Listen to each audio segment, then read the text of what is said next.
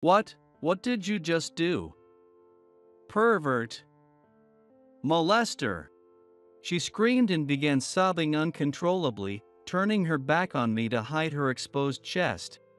I tried to explain that I had only administered first aid after she collapsed, but she refused to listen. Before long, an ambulance arrived, and she was taken to the hospital. With red, swollen eyes, she shot me a sharp glare. Just wait. I'm telling my dad about this. I stood there in a daze, watching as the ambulance drove away. Suddenly, I remembered I had a job interview later. Panicking, I checked the time, only to realize I was already way past the appointment. A woman collapsed on the sidewalk. Because I helped her, I ended up missing my interview. But even so, someone reached out to save me. My name is Steve. I'm currently in the middle of job hunting. Today, I had an interview with Moonlight Travel Agency. I used to work for a trading company. It wasn't related to the travel industry, but my job took me all over the world.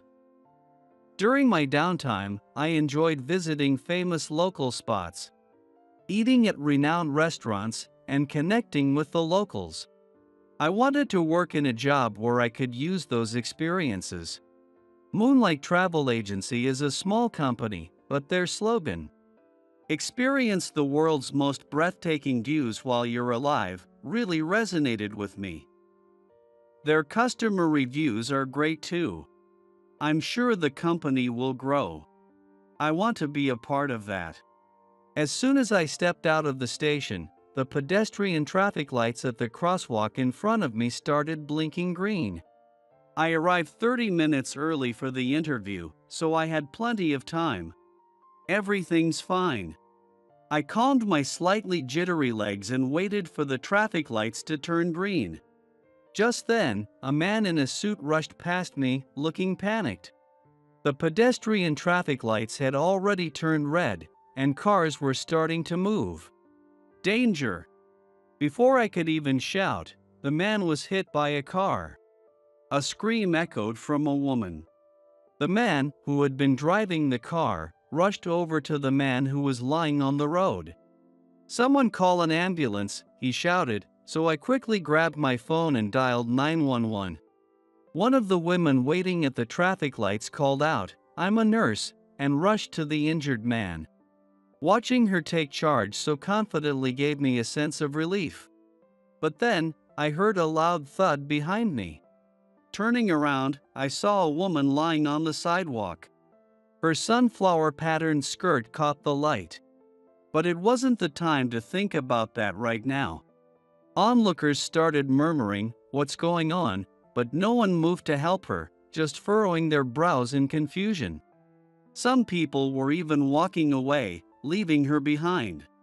Pushing past those indifferent people, I rushed over to her. I checked her for breathing. No breathing. No pulse either. "Excuse me, the lady with the pink hair. Could you run to the convenience store and grab an AED?" "Me?" The college-aged girl I pointed at yelped but quickly dashed toward the store. While waiting, I moved the woman to a safer spot at the edge of the sidewalk and began chest compressions. It was my first time performing first CPR. I had only practiced it a few times in training sessions. I vaguely remembered the instructor saying, "It's okay if you break a rib, just press hard." Feeling nervous about whether I was doing it right, I followed what I had learned. As I continued, the pink-haired girl returned. I checked the woman's breathing and pulse, still nothing. "I'm going to use the AED, please step back." The girl who had brought the AED quickly jumped away. Everyone else had already left, as if they thought they no longer had a part to play. I opened the AED and turned it on. Following the voice instructions, I pulled out the electrode pads. When it instructed me to attach the pads to her body, I hesitated for a moment. Excuse me, could you help me place these on her?" I asked the pink-haired girl, but she shook her head frantically. No way, I can't. There was no time to hesitate. This was a life or death situation. I remembered that you didn't have to remove all the clothes as long as the pads were applied to bare skin. I unbuttoned just a bit of her pale green blouse and tried to place the pad on the upper right side of her chest. At that moment, my eyes widened in shock. There was a large scar across her chest. Was it from an accident? Realizing I had paused, I shook my head and quickly resumed the procedure. I placed the other pad below her left chest, and the AED determined that a shock was needed, so I pressed the button. It instructed me to resume chest compressions, and I followed the instructions. As they repeated it a few times, she groaned and started coughing. Thank goodness, she's alive. Relief washed over me, and I sank to the ground. The woman winced and opened her eyes. When she tried to sit up, she seemed to notice her open blouse and gasped, covering herself hurriedly. Then, she glared at me. What did you do to me? Pervert. Molester.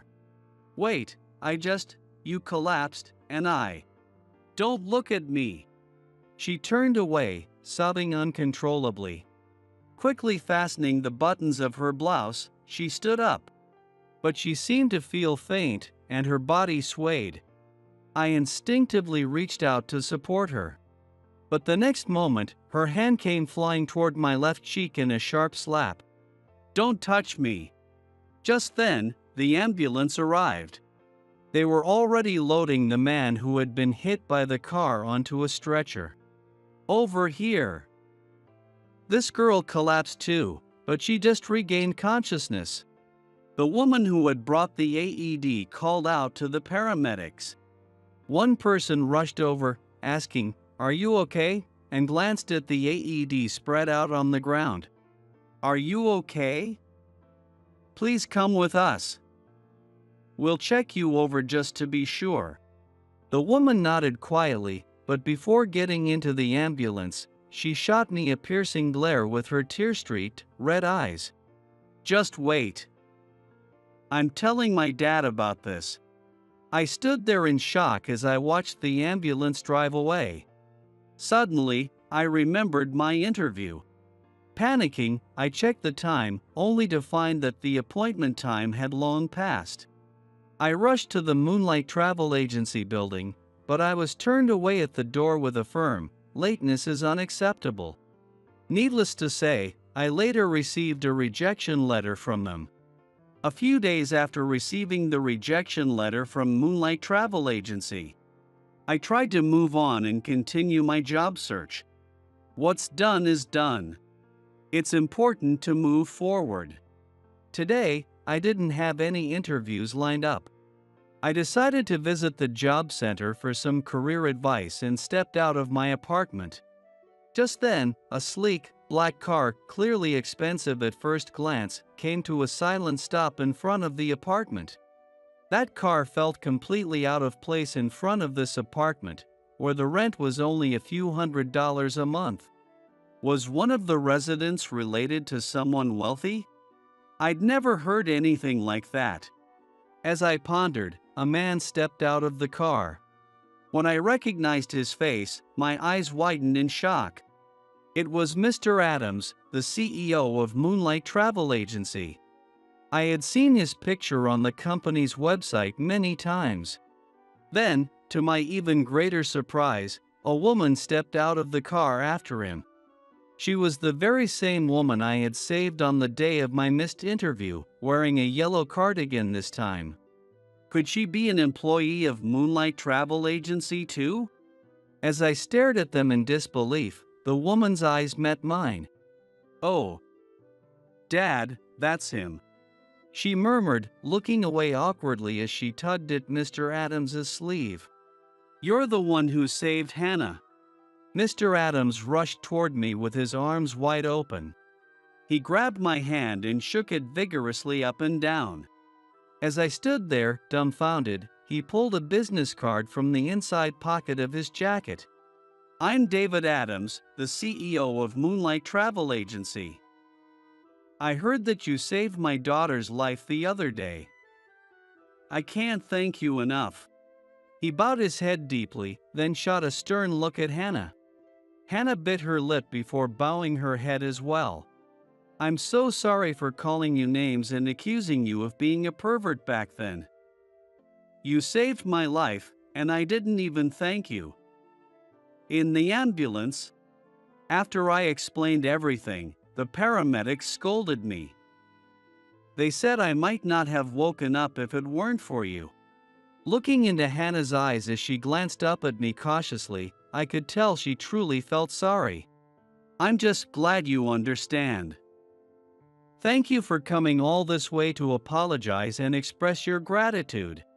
No, Mr. Adams said, visiting the person who saved my daughter's life is the least I could do. Besides, I have something to ask you. You had an interview scheduled with my company that day, didn't you? Yes, I did. Are you still job hunting?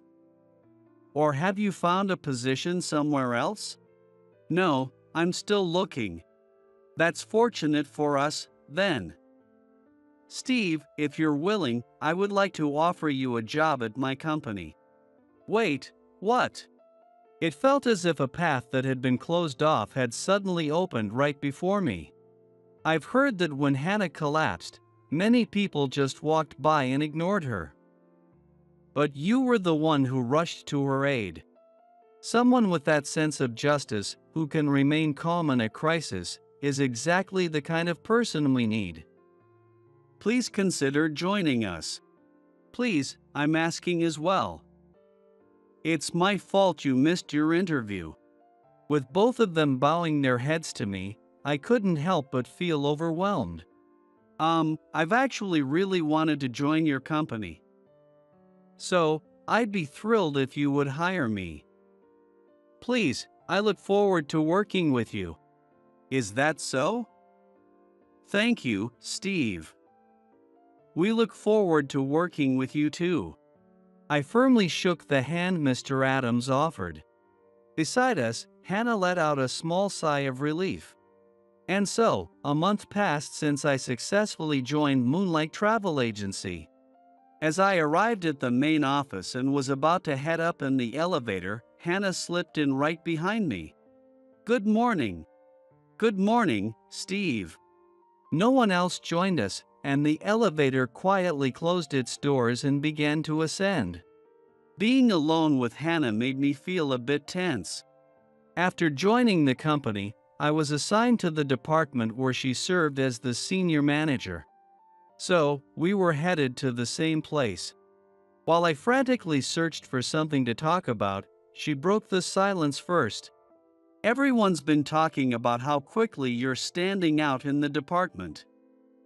The overseas travel plan, which had been stuck for a while, started moving smoothly as soon as you took over. We didn't have anyone knowledgeable about foreign affairs or languages before you. I'm glad my previous job experience is coming in handy. If we can also attract more customers from abroad to visit the US, our sales will definitely increase. You're really dependable. Hannah's smile made my heart skip a beat. She was like a sunflower, bright and cheerful, with a personality that lit up the room. Her presence alone seemed to make everything around her feel lighter. The impression I had of her from our first meeting was completely different now. While I was lost in admiration, the elevator doors opened. I regretted that our conversation had to end, but Hannah didn't seem to think twice as she quickly stepped out. Good morning, Hannah. Several senior male colleagues hurried over to greet her as soon as they saw her. Hannah responded with a warm smile and a good morning. The senior colleagues, after discreetly pumping their fists with a quiet yes. I got to greet Hannah again today, began preparing to head out for their fieldwork. I opened my laptop to check my emails before heading out myself.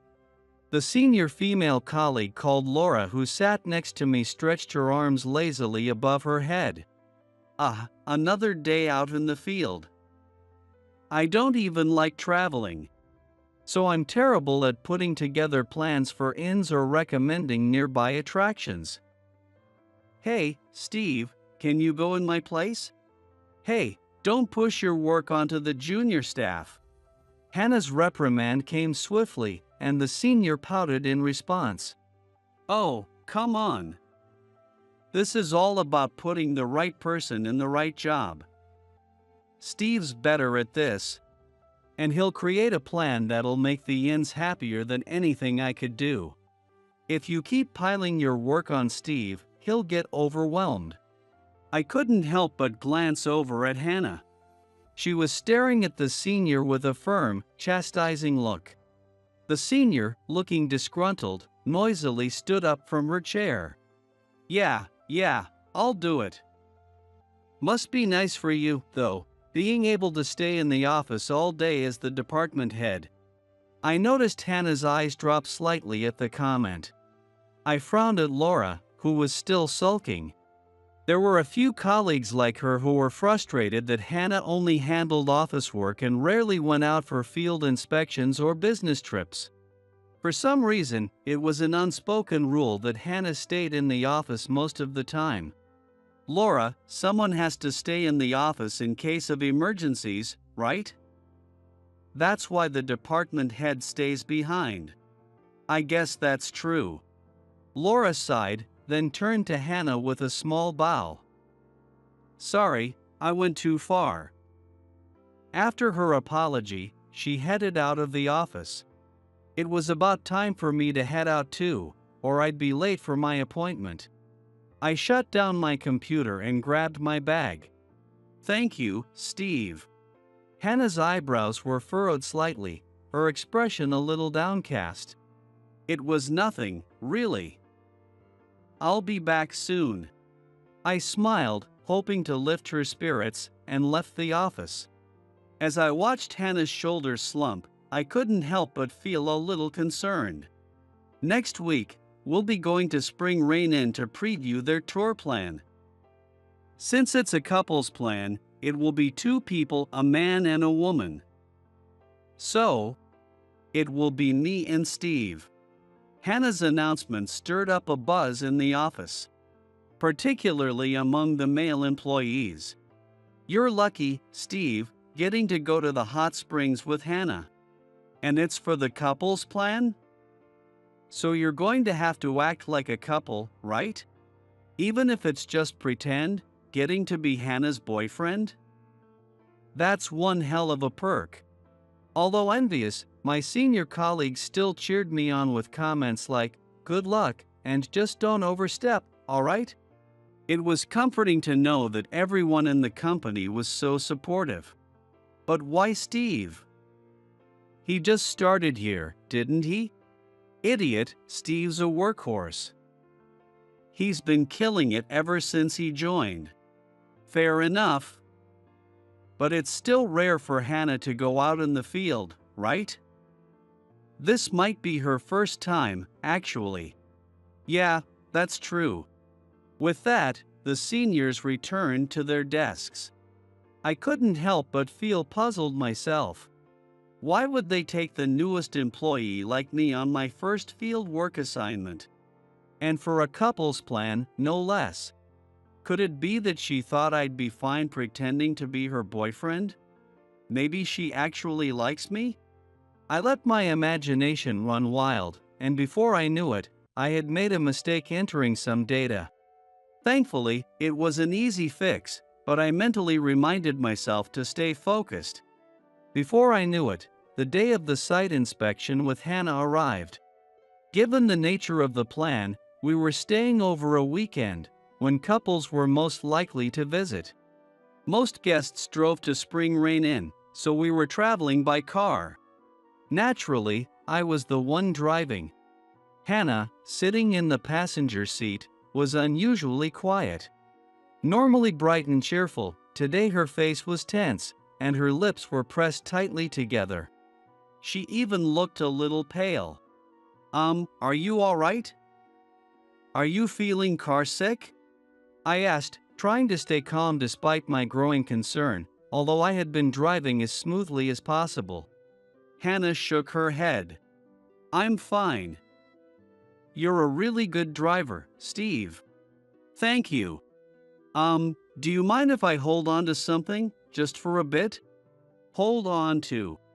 Not your hand or anything, maybe just your, clothes. Just for a moment. Of course, go ahead. I smiled, glancing at her briefly, and saw her let out a small sigh of relief as she lightly pinched the hem of my shirt. Her expression softened, just a little. But she had started to say hand. Did she actually want to hold my hand? Could this mean she liked me? Was she trying to use this opportunity to get closer? As these thoughts filled my mind, my heart started pounding. I'm driving right now. I need to calm down. But now, I couldn't stop noticing the slight tug on my shirt. Even though she wasn't touching my skin. Battling a sweet tension, I somehow managed to drive safely and arrived at Spring Rain Inn. The landlady greeted us and led us to the room that had been prepared specifically for the couple's plan tour. Since it was a couple's plan, of course, we only had one room. I knew that, but still, the thought of being alone with Hannah made my heart race. I glanced at her, but she didn't seem the least bit concerned. Her eyes sparkled as she admired the room, saying, "Wow, what a lovely room." This room comes with a private outdoor bath, the landlady explained. Dinner will be served here in your room, so you can enjoy it at your leisure. And since this room is far from the other guest rooms, there's no need to worry about being disturbed, no matter what you do. Her knowing smile made my heart skip a beat. I forced a laugh, trying to hide the heat rising to my face. Well, we're just here for an inspection. We'll bring your dinner around 7, the landlady said, before leaving the room. Now, it was just the two of us. The sound of the wind rustling through the trees outside was the only thing breaking the silence that now filled the room. All right, let's enjoy the outdoor bath, Hannah suddenly said, starting to undress. I panicked and quickly turned my back. Wait. Don't just start undressing here. Use the changing area, please. Despite my protest, I could still hear the sound of clothes rustling. She was still undressing. My heart pounded so hard, I thought it might explode. Come on, Steve, hurry up and get undressed. We can't fully experience the couple's plan unless we do it together. Even though I heard her voice behind me, I couldn't move. Steve? My arm was suddenly yanked forcefully. Because it happened so suddenly, I couldn't help but turn around to face her. But she wasn't naked, she was wearing a swimsuit. A tank top and shorts. I felt a wave of relief wash over me, but I couldn't deny the slight hint of disappointment that lingered. With more of her skin exposed, my eyes naturally drifted to the scar on her chest. The same one I had seen when I saved her. Hannah seemed to be aware of my gaze, looking up at me with a tense expression. Her hand, still gripping my arm, tightened. I forced myself to look into her eyes. So, you were wearing a swimsuit underneath. You should have said so earlier. I didn't bring one, so go ahead without me. I'll join you after I change. She released her grip on my arm, still looking up at me. All right. I'll go ahead, then. After making sure she'd gone out to the outdoor bath, I took out my swimsuit from my bag and changed. Then, I headed to the outdoor bath as well. I was still feeling tense, so I walked carefully, making sure not to slip. Quietly, I joined Hannah, who was already enjoying the outdoor bath. The bath was small, and unless I was careful to stay in the corner, my skin might brush against hers. The sound of rustling leaves and the gentle flow of the nearby river gradually eased my tension. The warm water soaking into my body helped too. This view is incredible. It really fits with our company's slogan. Experience the world's most breathtaking views while you're alive. But it seems a waste to limit it to couples. I think families could also enjoy this, especially parents with kids who might appreciate not having to worry if their children get too noisy. There was no reply. I turned to look at her and saw that she was gazing down, her hand gently touching the scar on her chest. I hesitated, unsure whether I should say something. "Why did you bring me along for this inspection?" "I'm still new in the company." Avoiding the topic of her scar, I brought up what I'd been wondering about ever since she'd chosen me. Hannah slowly raised her head. "Because I thought you'd be okay. I'm aware of the feelings some people have toward me. If I brought someone who liked me into this kind of situation, they might not be able to control themselves." Though she claimed to understand how others felt about her, she didn't seem to realize how I felt. Feeling a bit dejected, I pulled my knees up to my chest under the water. Even I'm holding myself back. In that moment, I truly wanted to reach out, extend a hand or foot, just to touch her. I could hear the chirping of birds from somewhere. As a distraction, I focused my attention on the sound. "You're not asking anything." I widened my eyes at the words that were quietly dropped. Hannah was once again touching the scar on her chest, and I realized that's what she meant. "You don't want to talk about it, right? So I won't ask." Everyone has something they'd rather keep to themselves.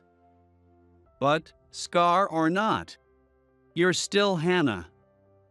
You're the bright, incredible woman who always lights up the room, someone I really look up to. "I see." Her face flushed slightly. Her eyes glistened with unshed tears. "I think I'll get out now." "Don't stay in too long, or you might get dizzy." I quietly slipped out of the outdoor bath. I dried off, changed into my gown, and, before leaving, glanced through the window to check on Hannah. She was hunched over, her shoulders trembling. Seeing that, I quietly left her alone. After enjoying the outdoor bath, we spent some time exploring the relaxation room and wandered around the nearby souvenir shops and tourist spots. Hannah seemed refreshed, taking photos and chatting with the shopkeepers.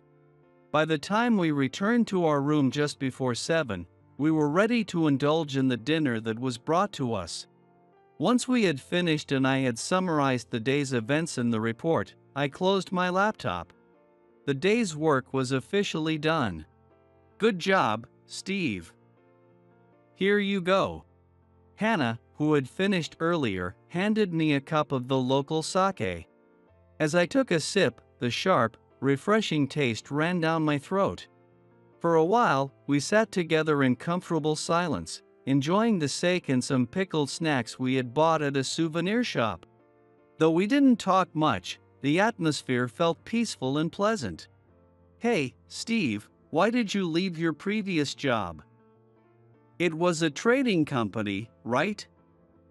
"You're so good at your job," Hannah asked, her face slightly flushed, possibly from the alcohol. I was feeling a bit tipsy too, and for the first time, I felt like sharing a story I usually kept to myself. Maybe it was because it was Hannah asking. My older brother had already joined the company before me. We were really close. So I thought it would be great to help him out by working at the same place. But, well, I ended up being better at the job than him. The CEO took a liking to me, and my brother didn't handle it well. He started using his position as my superior to make my life difficult, giving me extra work, blaming me for his mistakes.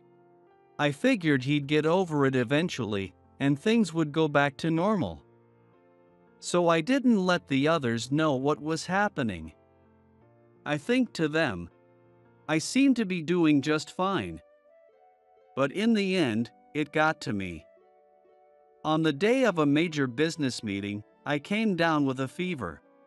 My brother told the CEO I was being irresponsible, and that was the end of it. I was forced to resign. The sip of alcohol I took now tasted bitter, unlike before. Since I left the company, I haven't seen my brother. I'm too scared to face him. Even someone who looks like they have it all together may be carrying their own scars. That's something I've learned from all this. And this is the first time I've ever told anyone about it. Hannah looked at me with sadness in her eyes. From the collar of her gown, I could see a small part of her scar peeking through. She gently placed her hand over it. Since you shared your secret with me, I guess I should tell you mine. You don't have to, you know. But Hannah shook her head. Her expression became resolute as she looked straight at me. It seemed the alcohol's effects had completely worn off. This scar, you see, was from an accident. A car accident. My parents, they loved traveling. They loved it so much that they even started a company like this. When I was little, I often traveled with them, riding in my dad's car, going to all sorts of places. When I was 12, we were headed on a trip to the hot springs, the three of us together in the car. But on the way, a truck driver who had fallen asleep at the wheel crashed into us, and my mom. Hannah clenched her hand over the scar, her head bowed. Even from where I was sitting, I could see her small frame trembling. The accident hadn't just left a physical scar on her body, it had left a deep wound on her heart. I realized then why she had looked so pale in the car earlier. She had wanted to hold my hand because she needed reassurance. Ever since then, I'd been terrified of traveling. I had originally planned to find a job somewhere else, but nothing worked out. So, in the end, my dad hired me at his company. He made sure I could stay in an office role, away from the travel side of things. He's overprotective like that. And I get why the other employees resent me. You've heard them, haven't you? I nodded slightly, and Hannah gave a self-deprecating laugh. I'm the daughter of a travel company founder, but I'm too scared to travel. I got this cushy position because of my dad's connections. And I don't do any field work. I've always known I couldn't keep going like this, but I couldn't take that first step. Then you saved me. When I collapsed that day, it was because the memories of the accident came flooding back. I was shocked when you saw my scar. And I said horrible things to you in my panic. But you forgave me. You didn't ask about the scar. And you stood up for me when others spoke behind my back. With you, I feel like I can finally take that first step. I thought, maybe, if I faltered, you'd gently take my hand and walk with me. That's why I took on this job and chose you as my partner. I was terrified to come here, but I made it. I took that first step, thanks to you being by my side. Hannah's words filled me with a sense of warmth and excitement. But then, I noticed Hannah's downcast expression, and the excitement I had felt moments before quickly faded. This scar. I'd shown it to others before. Especially to men. And when they see it, they start treating me like I'm fragile or damaged. Even if they'd shown interest in me before, they act differently once they know. But you were different. You're the first guy who's ever treated me kindly, even after seeing it. Hannah looked at me with searching eyes. Her cheeks still flushed despite having sobered up. Noticing the blush, My heart began to race again. But it's just your nature, right? You're kind to everyone, so it's not like I'm special to you. Tears began to spill from her eyes. I held my breath. Slowly, I moved closer to her. She didn't push me away, didn't show any sign of resistance as I sat beside her. Her hands were tightly clasped in her lap, so I gently placed my hand over hers. Hannah looked up, startled, as I brushed a kiss against her tear-streaked cheek. I kissed her to scoop away the tears running down her cheeks. That's not true. To me, Hannah, you are special. I want to treat you kindly because you're important to me, and I want to cherish you. As if a dam had broken, tears poured from her eyes. I softly guided her head to rest against my chest, stroking her hair gently.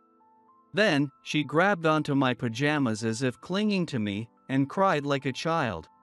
We left the inn just before noon the next day. I thanked the landlady who said, "Please drive safely on your way home," then got into the car and headed back. Hannah, just like on the way there, lightly held onto the hem of my shirt. But this time, it didn't feel like it was out of anxiety. Her expression was much softer now. The silence that filled the car wasn't awkward or uncomfortable. It was peaceful. As I focused on driving carefully, Hannah suddenly spoke. That inn, it was where we were supposed to go when my mom passed away. Ha! I almost turned to look at her, but quickly stopped myself. I could hear her chuckle softly beside me. That's why I didn't want to remember the trip. It's filled with painful memories. But thanks to you, I was able to replace those memories with good ones. Really, thank you. I glanced at her out of the corner of my eye and saw her smiling, her cheeks flushed with warmth. Suppressing the urge to reach out and hug her, I smiled back. No, thank you. I had a great time. On Tuesday, after taking Monday off as a day in lieu, I returned to work. The moment I entered the office, my senior colleagues crowded around me. Hey! How was the trip with Hannah? Got any pictures? Come on, show us. I laughed awkwardly, trying to fend off their questions, when Hannah called out to me. Steve, can you come here for a second? Relieved to escape the grilling from my seniors, I followed her. Hannah chuckled softly. Tough morning, huh? Who do you think is responsible for that? So, what's up? I'm about to go see my dad and report on the inspection. But I'm a little nervous. Could you come with me? Hannah gently took my hand. I nodded without hesitation. When we entered Mr. Adams's office together, he raised an eyebrow in slight surprise. But his expression quickly softened as he looked at Hannah, concern clouding his eyes. Hannah, I heard you went on a site inspection for the tour plan recently. Are you all right? Here's the report. Hannah said in a firm voice, handing him the summary we had prepared. Mr. Adams leafed through the papers briefly. Dad, I made it. I went on the trip, and I'll be fine doing more field work from now on. You don't have to worry about me anymore. When Mr. Adams looked up, his eyes were glistening. He stood up from his chair and immediately pulled Hannah into a tight embrace. I see. You did well, Hannah. I was overprotective, not realizing that you were growing and trying to move forward. I'm sorry. Hannah shook her head in response. After letting her go, Mr. Adams approached me and grasped my hand firmly. It was thanks to you, Steve, that Hannah was able to overcome her trauma. You saved her life, and no matter how much I thank you, it won't be enough. Truly, thank you. No, it's because of her own strength that she's been able to move forward. You're such a good person. I can trust you with Hannah. Maybe one day, you could even take over this company. Oh, Dad. You're getting way ahead of yourself. Flustered, Hannah blushed deeply at Mr. Adams's sudden comment, and with her cheeks puffed out, she playfully hit him. The room filled with bright laughter. As I soaked in the happiness of the moment, I resolved that I, too, needed to take a step forward. That Saturday, I went to visit my brother alone. He lives by himself in an apartment near his old company. But it had a security system, and no one answered when I buzzed the number I remembered. As I stood there confused, a resident approached, so I stepped aside to let them pass. "Excuse me, do you know if someone named Keller used to live in Unit 606? I decided to ask while I had the chance. To my surprise, I was told the apartment was now vacant. He moved out about a month ago. I'm not sure where he went, though." After thanking the resident, I called my parents. As expected, my brother was staying with them. I hurriedly drove to our family home. It was about a 30-minute drive if I took the highway. After greeting my parents briefly, I stood outside my brother's tightly closed room. They say the president found out he'd been blaming his mistakes on his subordinates, and in a fit of anger, forced him to resign. He hasn't come out since. I gently asked my worried mother to step back and call it out, "Keller." There was no response, but I could sense he was there. "Keller, I'm working at a place called Moonlight Travel Agency now." As the name suggests, it's a travel company. And my experience from my previous job has been really helpful. Plus, I met a woman there who I want to cherish for the rest of my life. Things are going really well for me right now. Silence followed. But I continued speaking. "What you did to me hurt me deeply. But I want to move forward, which is why I came here. If you feel any regret for what you did, please open this door. Let's talk, so we can both move on." Again, there was no reply. I waited patiently for my brother to open the door. Then, I heard a soft rustling sound inside, and slowly, the door opened. Keller, looking completely exhausted, appeared. Our eyes met, his face gaunt and worn. In that instant, he collapsed to his knees. "Steve, I'm so sorry. I let my jealousy toward how the president favored you get the better of me, and I treated you terribly. Everyone around me kept comparing us, saying you were the better one, and I couldn't handle it. It started as small acts of resentment, but it escalated. Yet, you never told anyone, not even after you left the company. I don't expect to be forgiven, but if it helps you, I'll apologize as many times as I need to. Please, talk to me. I know I've been a terrible brother, but I still want to be your brother. Like before." Hearing Keller's tearful confession, my heart tightened. "Keller, that's enough apologizing. So let's talk a lot, like we used to." He looked up, nodded, and wiped his tears, then invited me into his room. 6 months have passed since then. Now, I'm driving with Hannah in the passenger seat, carefully navigating the road. By the way, Keller just got a new job. Really? That's wonderful. Hannah was genuinely happy for me, as if it were her own achievement. That made me really happy. "Oh, we're here." Just as she said, the inn we were looking for came into view ahead of us.